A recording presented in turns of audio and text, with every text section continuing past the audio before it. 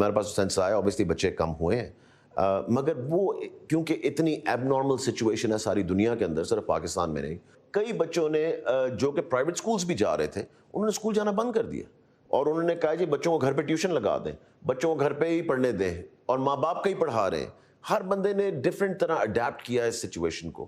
Normality پہ آتا ہے تو ہم تو بھرپور کیمپین چلائیں گے انرولمنٹ کی، تاکہ جتنے بچے ڈراپ آؤٹ ہوئے اور جتنے بچے آؤٹ آف اسکول پہلے ہی تھے ان کو واپس دینے کا اس وقت بیٹھ کے اس کے اوپر پلان کیا جا رہا ہے۔ ریسنٹلی کام کرنا شروع کیا ہے کہ ہم نے بچوں کو واپس کیسے لے کر آنا ہے۔